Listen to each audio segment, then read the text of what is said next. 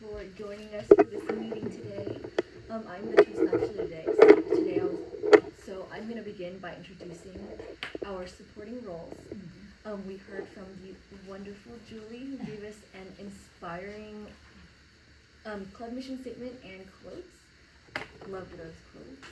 And now I would like to introduce our all counter, Elizabeth. Is she here? No. Oh, actually, Elizabeth is not the L counter. We moved that to Reed. counter. Yeah. Oh yes. Yes. Reed, please tell us about your role. Okay.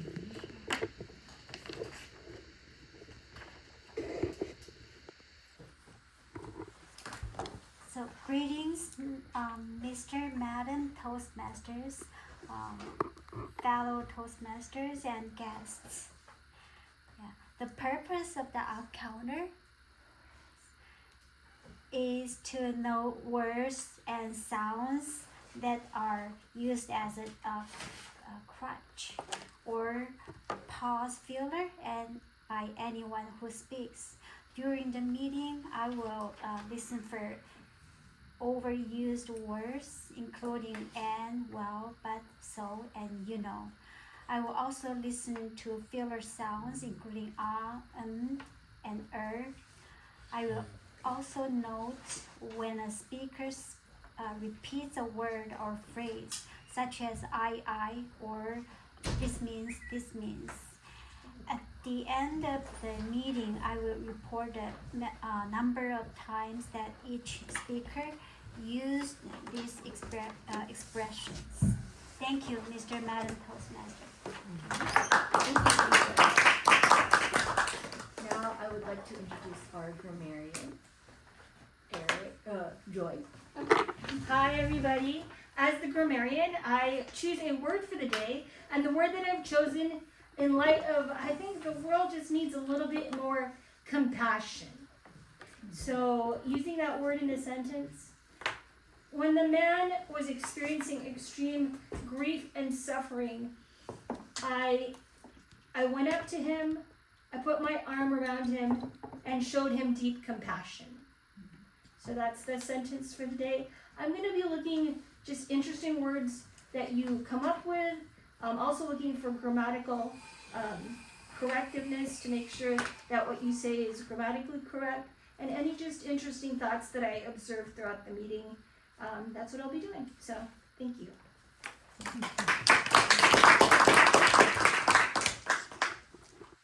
And for our timer today will be Kelly. Please let us know what your role is. Yes. Madam Toastmaster, fellow Toastmasters, and distinguished guests. As timer, I will time the table topic speakers, the formal speeches, and the evaluations. I will also alert each speaker of the time they have left using the green, yellow, and red cards, which denote specific times remaining. Table topic speakers should limit their remarks to no more than 2 minutes. So at 1 minute, I'll raise the green card. At 1 minute and 30 seconds, I'll raise the yellow card. And at 2 minutes, I will raise the red card. Those giving speeches should limit their remarks to specific speech times. Icebreakers are between 4 and 6 minutes. Most other speeches should be 5 to 7 minutes. And again, when you're at the beginning mark, at the 4 minute mark, or the 5 minute mark, I will raise the green card, depending on your full length, yellow and red, when you've got just 30 seconds to wrap up in order to stay within the grace period. Individual evaluation should be between 2 to 3 minutes. At 2 minutes, I'll raise the green card. At 2 minutes, 30 seconds, I'll raise the yellow card. At 3 minutes, I will raise the red card, and you have 30 seconds to wrap up. Thank you, Madam Toastmaster. And last but not least, our vote counter. Eric, would you please let us know what that's all about? Okay, Madam Toastmaster, my understanding is that I don't have the script, but my understanding, I'm simply supposed to count the votes for each category and then announce the respective winners for each particular category. Exactly. Okay. Very important role. Yes. No cheating, definitely. That's right. No double voting, right? No double voting. No mail-in ballots. Yeah. Thank you to to our tag team. They're going to be keeping us on track today while we go through our table topics and our speeches. And so speaking of table topics, I would now like to introduce our table topics master, and she's going to help us get the ball rolling, starting our speaking juices. Please welcome Julie. Thank you. Thank you, Madam Toastmaster. A greeting to all guests, honored guests, and fellow Toastmasters. So Table Topics is a time to hone your quick thinking and impromptu speech skills. You will choose a topic from the bag and have 1 to 2 minutes to talk about that topic. You can be a volunteer or a voluntold. So the choice is yours. When you come up, I'll shake your hand, and then you'll pick your topic, read the topic twice out loud, and then just launch into your speech. Once you're finished, I'll shake your hands again, and you're done. So without further ado, let's get this party started. All right, so do I have any volunteers for the table topics? Any brave souls out there? All right, then I'm going to pick Owen, because I don't think Owen gets a chance to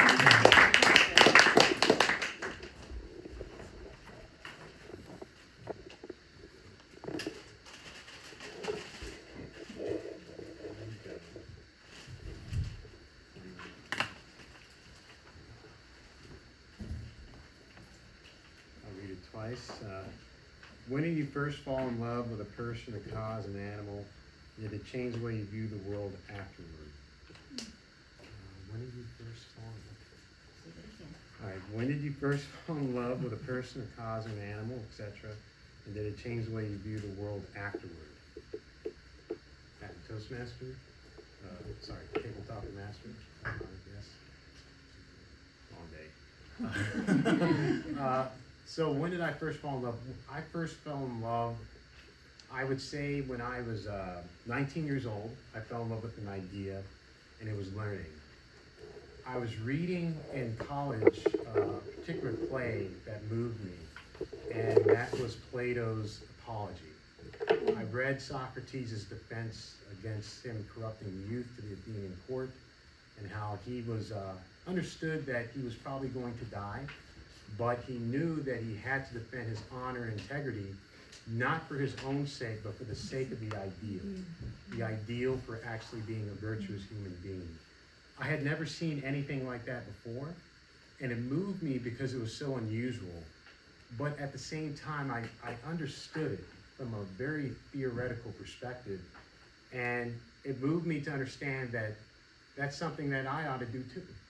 That I have to do something that's much bigger than myself, an ideal that I believe in, but also that I think most of us believe in, but oftentimes don't because we don't see it too often.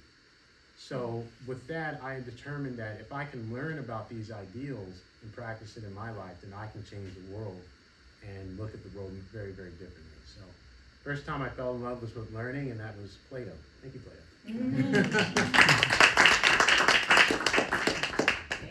Thank you, Owen. That's very inspiring.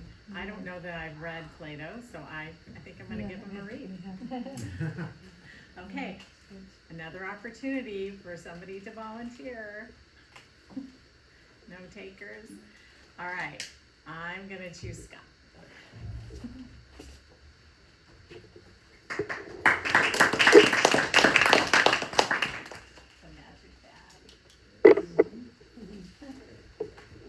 Thank you, Table Topics Master, fellow Toastmasters, and guests. What is the most important lesson you learned from failure? How did it shape the person you are today? What is the most important lesson you learned from failure, and how did it shape the person you are today?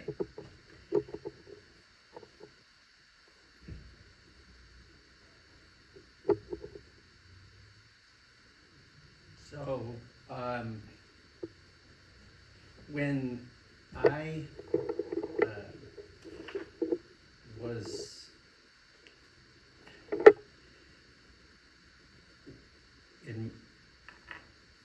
I'm married, and my wife decided that she was going to come home and be with the kids.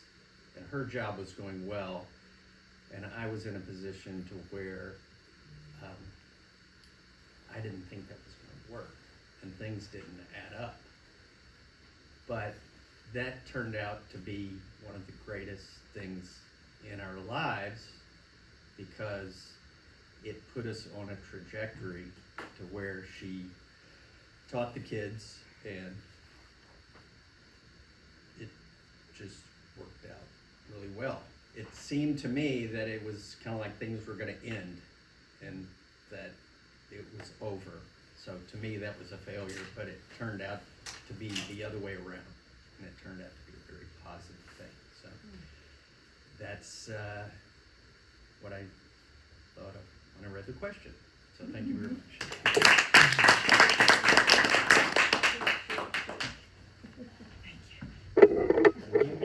Thank you, Scott. Yeah, one of the things that I learned being a life coach is that it's not your circumstances that dictate your path, it's how you look at the circumstances. So, change your mind, change the world. So, okay. I'm gonna assume nobody else is gonna volunteer, so, oh, Joy. Thank you.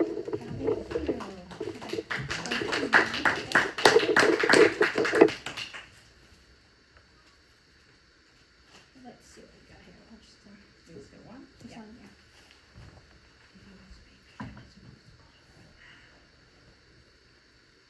Question is, when did you first feel truly seen by someone, and how did it change your sense of self? When did you feel truly seen by someone, and how did it change your sense of self? Well, I'm proud to say that on September 29th, so in a couple more weeks, I'm going to be celebrating my 18-year wedding anniversary. And I'm married, I think he's been here one time. I'm married to Mr. Thomas Franklin Farrar III. That's who I'm married to. And he's an amazing person that I've had the privilege of pretty much growing up with. We've been together for a total of, this year is going to be 24 years altogether. So, you know, a really big part of our lives. And I think I felt truly seen by someone when when I asked him out. Because, you know, in this day and age, I guess I was the bold one in asking him out. We met at a church service. I went to school at Cal Poly, and his cousin named Dawn was my best friend at Cal Poly. We were both English majors, and she invited me to her church service.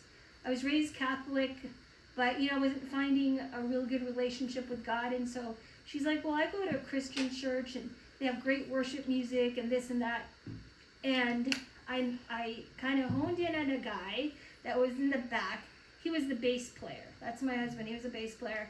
Well, there's an age difference between us. He's 6 years younger than I am, so he probably was thinking, who's this person that is, you know, trying to talk to me? But I kind of honed in on him. We got into a conversation, and like just looking in his eyes, I like truly felt seen by somebody. And I'm a very talkative person, and if you've ever met my husband, I'm the extrovert, he's the introvert. But I've never ever in my whole life until that point was seen by someone, heard by someone, and understood by someone. So that is the person that made me truly first feel seen as my husband, and I'm lucky to call him my best friend. Thank you. Oh, sorry. There you go. Thank you, Joy. Inspiring 18 years. That's quite an accomplishment. It's not always easy, I'm just saying. Okay. Volunteers? All right. I will voluntold Kelly. Somebody else get time?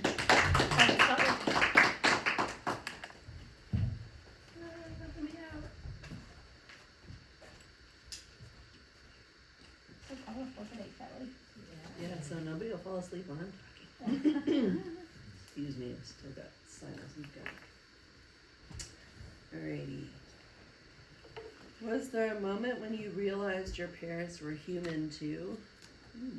What did that teach you about forgiveness or empathy?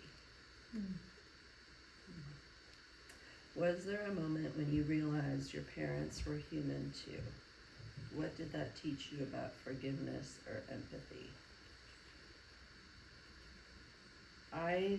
Two things come to mind about the same time, one for each parent. And one was my mom on the phone trying to kind of hide around. It was when phones were still mounted to the wall and you had the big long rooms, right? So it was around the corner. Where is she? And she was trying to keep her voice down, but she was obviously very agitated and wound up in tears upon hanging up and was just kind of crumpled. And so, of course, my heart went out to her. And so I realized she was human too then. And another time, I actually walked into my parents' bedroom to help fold laundry with my dad, and he was in tears. And not long after that, my parents separated. And so I think each of those moments, seeing very raw emotions and sadness, them not keeping themselves together and being as if nothing is wrong and nothing phases them, helped show me that they're human too, and that emotions are okay. We have them, and we learn how to work through them. So those were moments when I realized my parents were human too, and that taught me that empathy, I guess. I didn't necessarily address forgiveness, but empathy. So.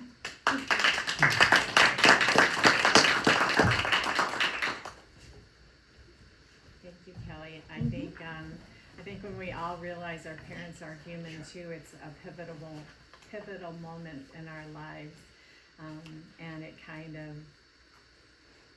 makes us not be so naive anymore.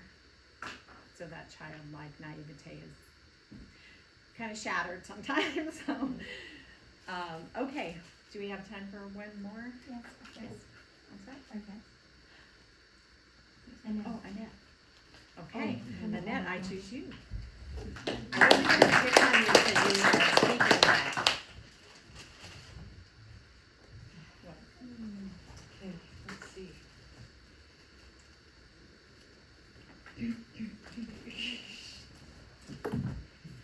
All right. What's a moment when you felt completely alive, and what made it so powerful?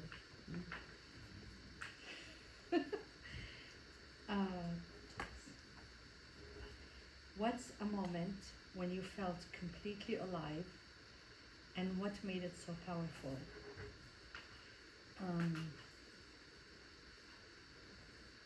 First thing comes to mind is my first kiss. Oh. I was 23 years old and 8 months. I had just gotten my braces off. Very late bloomer in Santa Barbara. Persian, prince, amazing. I was very nervous. I knew it was going to happen that evening, the kiss. And I had watched it growing up in movies and heard about it from my friends who have had their kisses at 10, 11 years old, some. And here I am feeling so awkward. He put me at ease and it was beautiful. I believe having my math and science mind, I overthought it and I analyzed so much, and I had planned it's going to go a certain way, but it didn't. And I felt alive. I felt the reflection that I saw of myself in his eyes was, I believe, for the first time that I saw a beautiful person, something that I have never been told or seen of myself. August 20th, 1996, on Coast Village Road, Santa Barbara, across from the Biltmore Hotel, by the third trash bin. I know exactly. Tawfiq will say he was Muslim, so I couldn't be with him. He fought to be with me and even told my parents he would convert to Christianity. But I went on beautiful Cessna plane rides with him.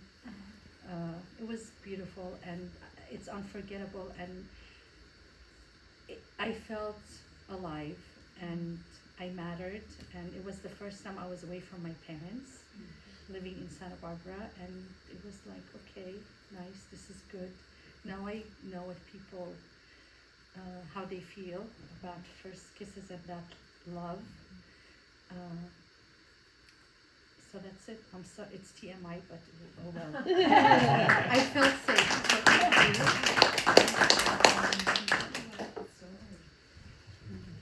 Thank you, Annette, for sharing that beautiful moment. And it must have been such a wow moment because you remember every single detail. Oh, yes. So, I mean, I remember mine, but I don't remember it now. 10:30.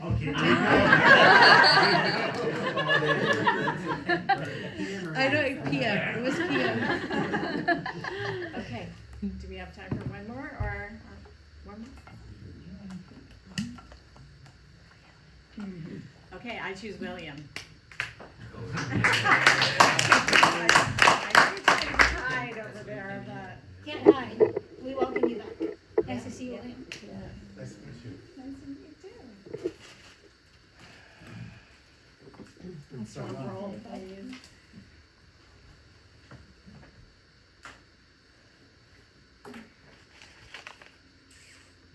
Pick a different one. This one's gonna be hard. What is your earliest awe-inspiring memory? Did this experience impact your perspective on other things throughout your life?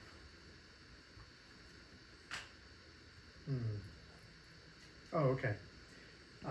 When I was about 15, my grandparents paid for the whole family to go to Cancun for an all-exclusive paid trip. And you know, they told me that it would be a time of a lifetime, once in a lifetime opportunity. You know, at 15, you kind of take it for granted. But now looking back, it was really a once in a lifetime opportunity, especially how much things cost. You know, now you realize, okay, they paid for 15 people to go on an all-exclusive paid trip. So that was a really awe-inspiring memory that I had.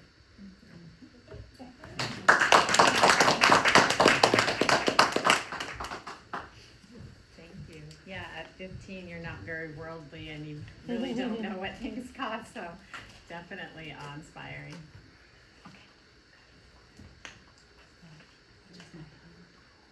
Excellent.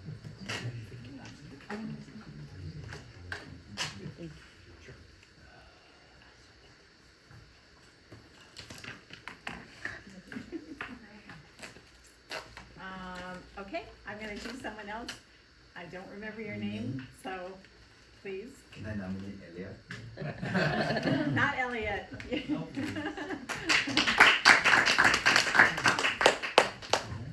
You're welcome. Table topics. Julie, right? Yes. For Toastmasters. What's a moment you felt completely alive, and what made it so powerful? What's a moment you felt completely alive, and what made it so powerful?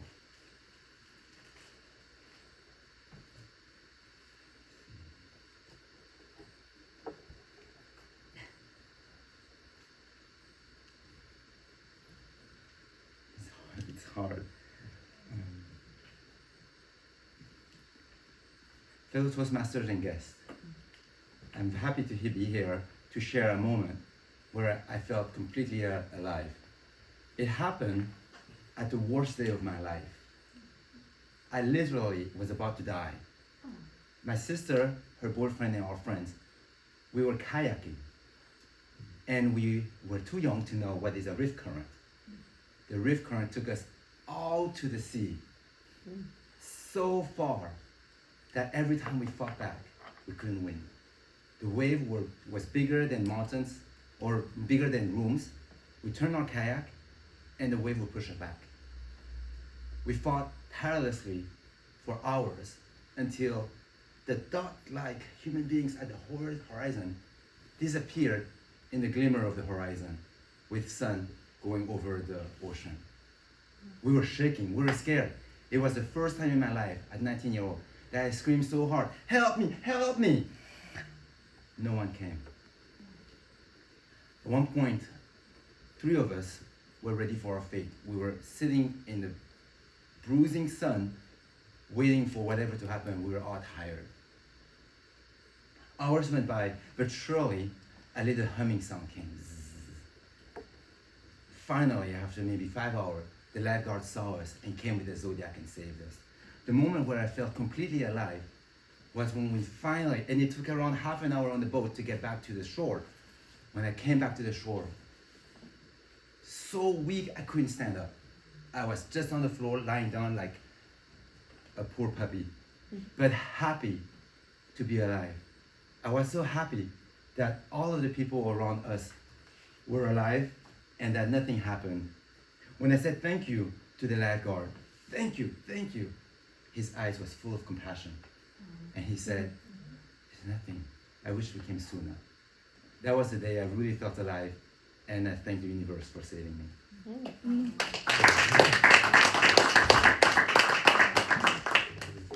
Thank you. That was another inspiring story. Being close to death, it really makes you appreciate life. So, all right, I think that concludes the table topic. Thank you so much.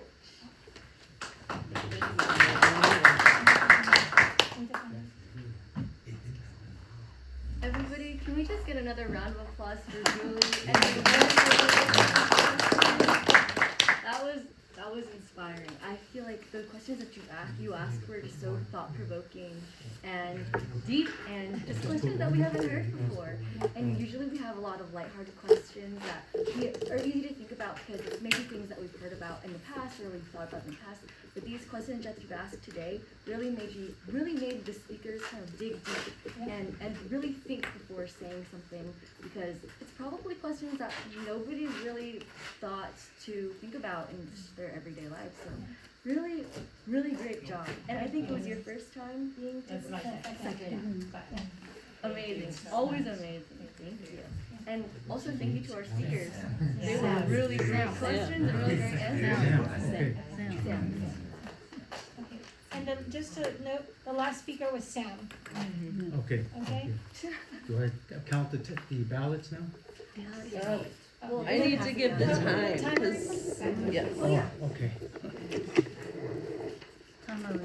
because unfortunately, 2 people didn't qualify even though they gave great answers. So Owen was 1 minute and 50 seconds, so he's within the time. Scott was 1 minute and 48 seconds, so he was within the time. Joy was 2 minutes 20 seconds, so you're within the time. Annette, wonderful, wonderful story, even a little long, 2 minutes and 50 seconds, so don't qualify time-wise. We'll make exceptions. William, great to have you back. You didn't talk long enough for us. It was only 55 seconds, so that he doesn't qualify. Mine was 1 minute and 55 seconds, so I qualify. And Sam, awesome story, and 2 minutes and 27 seconds, so he qualifies. There you go. So choosing between Owen, Scott, Joy, myself, and Sam. Those are Okay, one of pass it those on two you to vote for. Eric is our vote counter, guys. He gives Eric. himself. Okay. Toastmaster. Yes, pass it along to Eric. Oh, okay. So he understands that. I said I announce it. You give the results to the Toastmaster. Five-minute break. Okay, so you write. 5-minute break. Piece of paper? Yes. Okay, you write down.